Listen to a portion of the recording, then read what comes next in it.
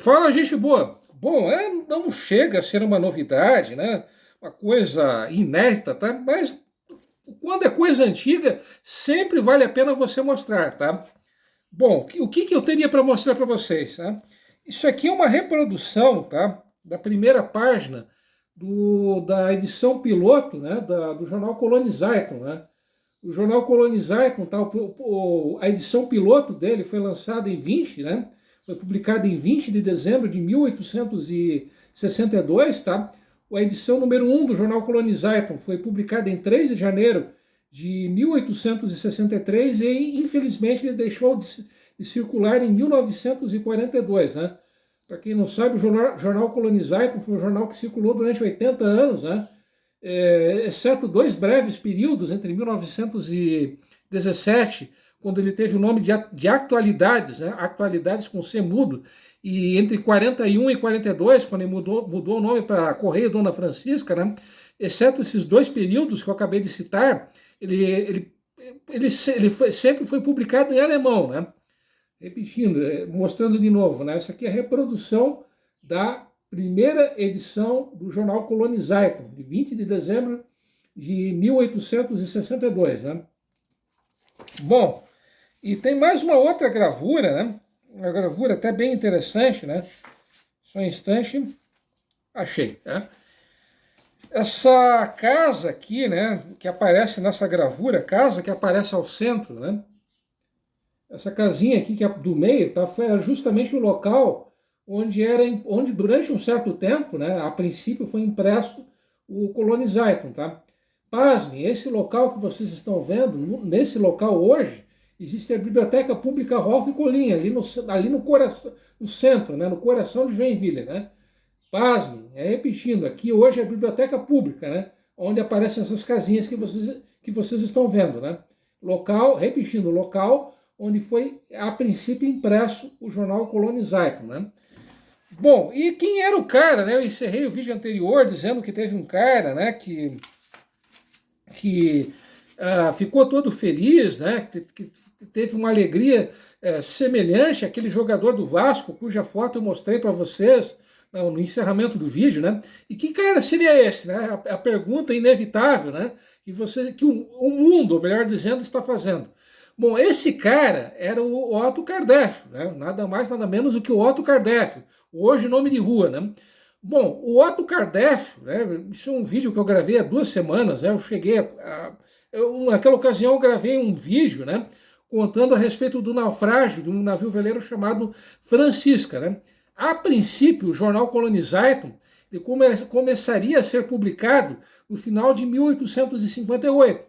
Obviamente, em função desse naufrágio, dessa tragédia, né, desse fato lamentável, isso acabou adiando o lançamento do jornal. Bom, o maquinário que foi utilizado para a impressão do jornal Colonization, ele acabou vindo pelo navio veleiro chamado Gellert, né? Esse navio Gellert, né, ele saiu de Hamburgo no dia 28 de outubro de 1862 e ele acabou chegando em São Francisco no dia 11 de dezembro, né? Ele não chegou a levar nem 2 meses, né? Pelos padrões da época, pela época, né? Toda a tecnologia que havia na época, foi uma viagem até relativamente rápida, tá? Esse maquinário que eu estou dizendo a vocês, tá? Ele foi comprado na cidade de Leipzig, que é uma cidade que eu citei no vídeo anterior, que hoje faz parte da Alemanha, né? Que de 49 até 90 fez parte da nada saudosa Alemanha comunista, né? Da Alemanha Oriental. Bom, esse maquinário que foi utilizado, né, na publicação do Colonization, ele veio dividido em 12 caixas e cada uma dessas caixas pesava 60 quilos, né? Então era muita coisa, né? Dá para vocês imaginar que por isso, né? Dá para se imaginar que era muita coisa. Bom,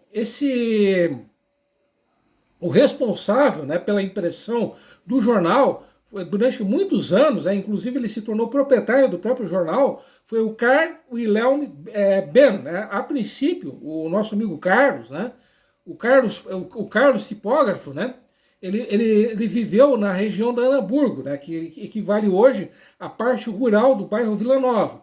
Então, em função desse trabalho, né, da impressão, da impressão do Colonizaiton, ele teve que mudar da região da Ana Hamburgo, onde ele vivia, obviamente, para o centro de Joinville. Né? Ele passou a viver no centro de Joinville. E, como eu disse a vocês, ele acabou, com o tempo, se tornando proprietário do próprio jornal. Bom, mas obviamente para você importar um maquinário, né, todo esse maquinário, você imprimir o jornal, isso exigia dinheiro, né, exigia faz-me rir, exigia muito cascalho, muito combustível. E da onde que vinha a grana? Vocês estão perguntando. Bom, o Otto Behn, ele tinha uma relação muito grande, ele tinha uma certa amizade, até por assim dizer, com o João Lins Vieira de Cansanção Sinimbu. Sim, foi isso mesmo que vocês acabaram de ouvir. Esse era o nome do cara, João Lins Vieira de Cansanção Sinimbu. O cara era alagoano, tá? Ele era um nobre do então Império do Brasil, né? E esse cara, né, que era alagoano, como eu disse, como eu acabei de dizer, naquela ocasião, em 1862, ele era ministro da Agricultura e de Obras Públicas, né? Agricultura, Indústria e Obras Públicas. E como eu disse ainda há pouco, né, havia uma certa amizade dele com o Otto Kardec, e um ano antes, isso em fevereiro de 1861, o Johann Jakob von Tschudi, né, que era o embaixador da Suíça no Brasil, ele acabou fazendo uma viagem, um passeio por Joinville, né? E foi justamente através desse embaixador suíço, o nosso amigo Tschudi, né, que o João, nosso amigo aí, o alagoano, né, que era ministro, ele acabou liberando uma verba para a impressão do jornal Colonizaiton. Então, em resumo, o jornal Colonizaiton surgiu com dinheiro público, com verba pública. Então, para vocês perceberem que já lá em 1862 já havia essa mistura, né? Essa promiscuidade entre o público e o privado. Né? Então, isso, infelizmente e desgraçadamente, acontece no Brasil praticamente desde sempre. Né? Repetindo, isso em 1862. Né? Assim, eu já estava me esquecendo, tá? Bom, vamos supor que eu tivesse interesse em comprar um exemplar do Colonizaiton. Bom, eu teria que desembolsar a bagatela de R$ 1.600, tá? Vamos supor que eu quisesse ser um assinante do jornal. Eu teria que desembolsar a bagatela de R$ 6.000 pela assinatura anual, tá? Bom, a princípio o jornal Colonizaiton, ele media 23,5 por 31,5 centímetros. Ele tinha ele media, né? Essas eram as medidas do jornal, né? 23,5 centímetros por 31,5 centímetros, né? A princípio, ele era um jornal semanal e a partir de 1898 ele passou a circular 2 vezes por semana, ou seja, ele passou a ser um jornal bissemanal, tá? Deixa eu ver se... sim. Eu tinha dito que o valor dele, né, era de R$ 1.600, minto. O valor dele era de R$ 160. E a assinatura dele, que era uma assinatura anual, como eu disse ainda há pouco, custava R$ 6.000, tá? Bom, antes mesmo, né, eu tinha dito que a edição piloto, né, do Colonizaiton saiu no dia 20 de dezembro de 1862. 2 dias antes, em 18 de dezembro, o Otto Kardec, ele distribuiu alguns exemplares para alguns amigos dele, tá? E a partir dessa data que eu citei há pouco, 20 de dezembro de 1862, tá? Eu tinha me esquecido, tá? A tiragem inicial do Colonizaiton, tá? Era de 250 exemplares. E 50 exemplares o Otto Kardec ele reservava, ele despachava para Hamburgo, tá? Então, na cidade de Hamburgo, havia uma livraria que pertencia ao... Só um instante. Só um pouco. ao Robert Kittler, tá? Então, o Otto Kardec, ele, como eu disse ainda há pouco, né? Ele despachava 50 exemplares para Hamburgo, e essa livraria que pertencia ao nosso amigo Roberto, né? Ao Robert Kittler, né? Ele acabava sendo responsável pela distribuição e pela divulgação do jornal na Alemanha, tá? Repetindo, isso era em Hamburgo, tá? O local, né, a partir do qual se disseminava, vamos dizer assim, o jornal Kolonizeitung, né? Dizem até que o Otto von Bismarck, né, que foi primeiro-ministro da Alemanha de 1871 até 1890, que em certa época chegou até a ter até mais poder até do que o próprio imperador da Alemanha, né, que era muito amigo do Otto Kardec, diz inclusive que alguns exemplares que ele era um leitor assíduo do jornal Kolonizeitung, né? Bom, o Kolonizeitung, né, ele era distribuído pelo Johann Heinrich Auler, né? Em um dos vídeos da semana passada, inclusive eu cheguei a citar o nosso amigo Auler, né? O Auler, ele foi em 1858, ele foi o fundador de uma caixa de beneficência, que seria uma espécie de uma previdência privada, né? Repetindo, isso em 1858. Já em 1858, Joinville já tinha seu sistema, a sua instituição de previdência privada, né? Mas voltando, o nosso amigo Auler, né?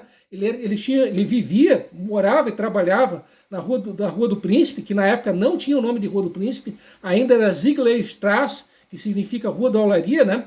Então, como eu disse ainda há pouco, ele vivia no que hoje é a Rua do Príncipe, e ele também ele era comerciante, né? Ele tinha um comércio de secos e molhados em frente ao que hoje é a Rua das Palmeiras, né?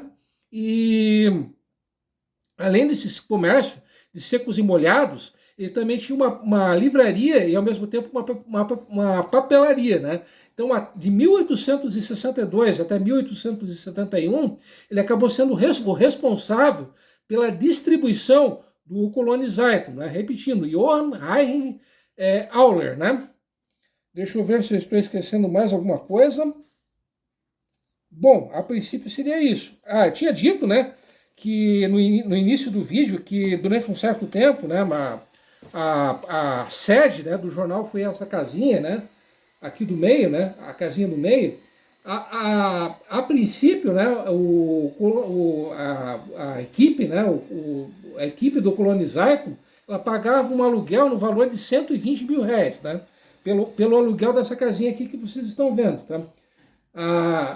Algo, né, uma informação que eu estava me esquecendo, é que antes dessa casinha ter sido a sede do jornal, aqui foi a sede da direção da colônia Dona Francisca, né?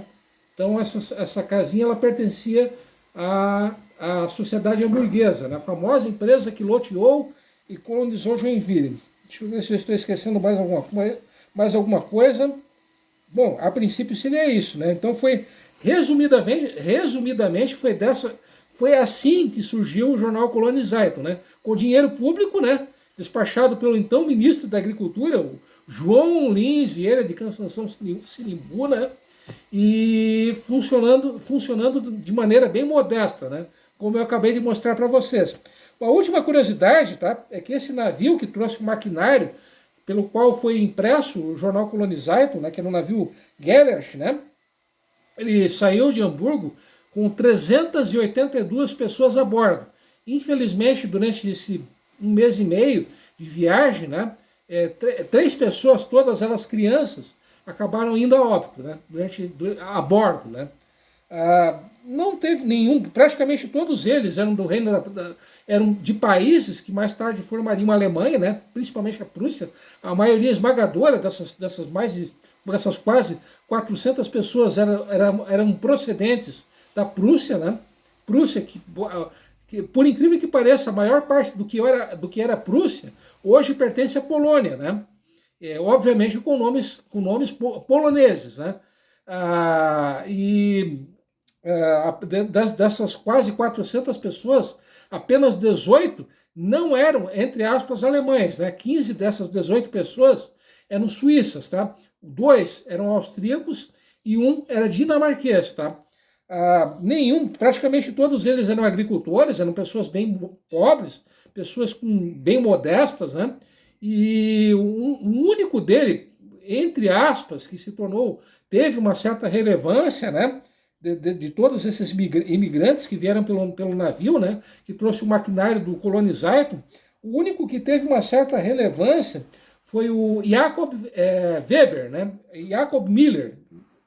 O Jacob Miller, né? Só um instante.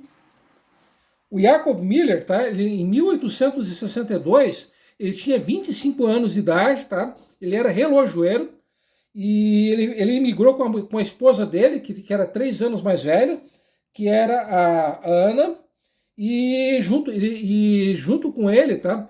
Veio a irmã dele, que era a Verena, né? E os irmãos, no caso, os sobrinhos dele, né? Além dele, da esposa, dos sobrinhos, da irmã dele, né, vieram as 2 filhas, né, que eram a Mina, a Marie e a Mina. Né? A Marie tinha 3 anos de idade e a Mina era um bebê recém-nascido. Né? Eles eram procedentes de uma cidade suíça chamada Unterkrun, né? Então eles vieram dessa cidadezinha, cujo nome eu acabei de pronunciar a vocês, né? Não sei se está correto, né?